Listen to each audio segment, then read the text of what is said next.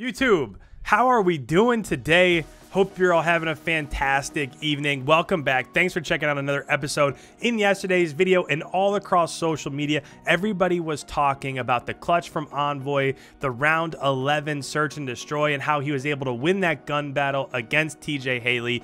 But I wasn't even sure if they were going to make it to a map 5 because of how they've played on Rammaza over the course of Champs weekend, and down towards the end, I absolutely thought there was no way that they won this. When we get into the second set of rotations here, we'll get to P4, and I thought that they made a couple mistakes and they go absolutely massive. I was shocked that they were able to get all those kills inside of P5, but we'll go through, we'll break it all down. Again, I mentioned it earlier that Chicago wasn't great on Rammaza. They played it twice before this matchup with OGLA, and they actually lost it to New York. They lost it 250 to 168 to New York, and then they came back. It was the first map against Atlanta, and they lost it 250 to 177 against Atlanta also. So even though going into Champs, Rammaza was a map that they were 7-2 on over the course of the year, they just didn't have it yet this weekend. So when this is the map that came up, I was a little bit surprised. I was a little bit worried if they were going to be able to pull this out just because they've been playing so bad on it. But so just right there, I mean, we just kind of go silent because it's really just a battle inside the hard point. That's all that's going on. OGLA is trying to hold spawns, get kills inside the hard point. Chicago is trying to flip spawns, get kills inside the hard point, and neither team is really being all that successful. We saw the vast majority of time here ended up being contested. But if you're Chicago, this is a little bit of a win because you are going to have a 22-point lead as it rotates over to P2. So you're probably going to lose P2. You're probably going to leave P2 with like a negative 10, 15, or 20, but that's okay, right? Because then you'll have spawns for P3 and you can work towards getting that back. I believe, and this is something we've been seeing from a lot of other teams, is everybody just pushes through smoke. And here, Envoy, I believe he goes on like a 3 or 4 spree. He's able to get that first kill on TJ. He goes back to the right and snaps. I believe he gets a kill on Rammaza here in just a second. But this is the same thing as P1. There was the snap on TJ right there. So he got Hollow and then he got TJ. And just like that, 5 people go down. This is another hard point where the last 20 seconds is able to go the way of Chicago. And I can't wait for this P4 to P5 rotation that's going to come up here in about 60 seconds because to me, it absolutely was the play that ended up winning them the game. I couldn't believe it happened. I would have never have guessed that they were able to clutch up and get these kills inside of P5, especially with how they exited P4, but we'll see it for just a moment here. But if you're OGLA, this was also a shock to me. Formal was able to get back behind the right side of P3 right there, the same as PRESTINNI almost was. So if we pause this and just bring up the mini map real quick, this is something that a lot of teams are doing. As you leave P2, sure, you can hit top bridge or you can hit mid, you can hit the bottom side of the map, right? There are 3 different lanes that you can hit. But what a lot of teams are doing is they just absolutely crowd the P5 area of the map. They flood this basically with everybody because if you get a kill or 2 in this area, that's going to give you these back spawns, these back P3 spawns. And then as soon as you make that happen, you can work your way back inside of P3 and then go from there towards, again, adding to your points and getting kills from there. But Formal was able to get back behind. Spawns didn't flip out. Arcities tried to get back behind. Spawns didn't flip out. So there was 2 or 3 different times there where they really did try to push out that back spawn.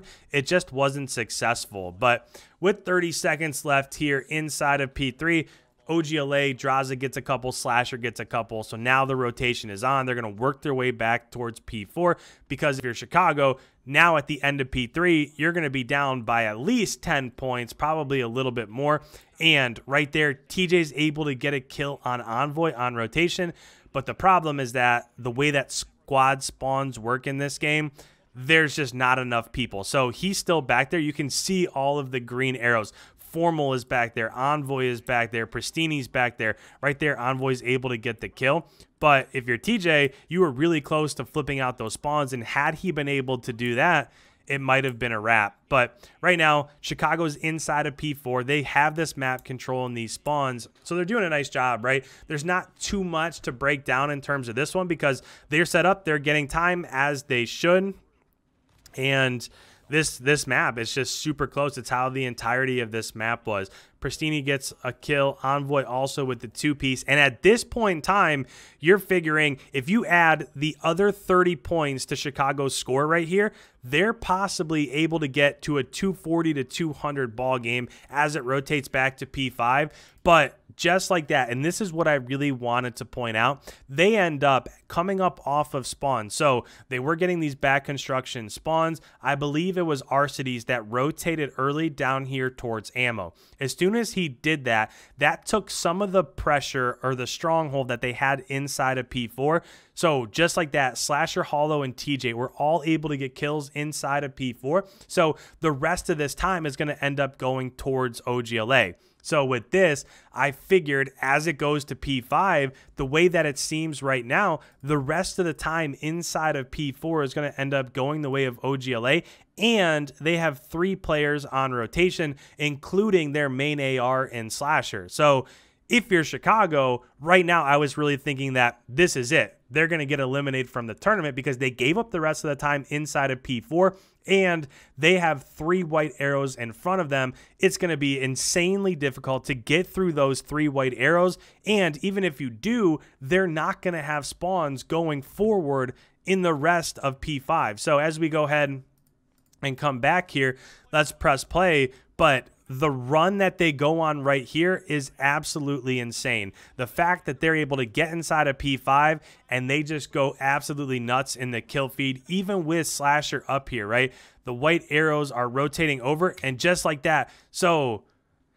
So many people from OGLA ended up pushing out the bottom side of the map because they were afraid of Chicago pushing through by ammo. PRESTINNI's able to get this kill on Hollow, and as soon as he gets there, they're able to get inside the hard point. They're not able to overtake those spawns. So if you're watching here, even though PRESTINNI, and I thought that originally this might be a little bit of a mistake, because if you're PRESTINNI, right here, you have a decision to make, right?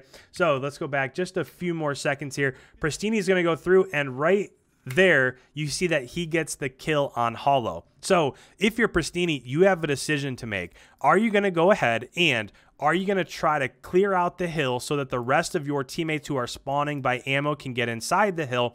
Or are you going to push out the back of P3 spawns so that your team can get these back P3 spawns so that as P5 comes to a close, it's easier for them to get inside of arches and inside of ruins?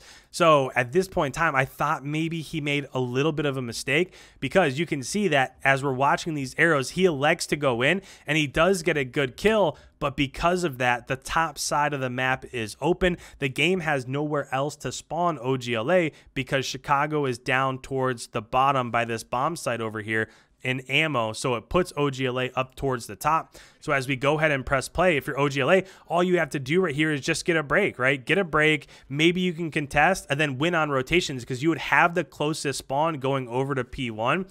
But Slasher, even with his 2-piece, TJ gets a kill. You saw right there that Kenny was on rotations and they end up getting a kill right here. So we just explained on the first set of rotations how important it was for PRESTINNI to hit that flank and go on that 5 spree, kill Slasher from behind, get that 5-piece, get inside of ruins. Kenny tries to do the exact same things, and he gets killed right there by Scump.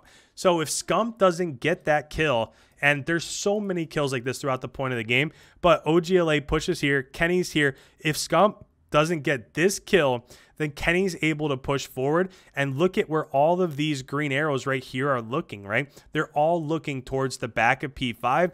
Kenny would have been able to hit them from behind, go on at least a 2 spree on Formal and Arcides, and then they could have pinched. The rest of the time would have ended up going to OGLA. And we talked about spawns, right? OGLA is getting this spawn, if it ends up going to P1, they have the much closer spawn to get back to P1. So if you're OGLA, if you can just get in and get it to a P1, there's a good chance that you can win as it goes back to P1 just because you're getting that favorable spawn.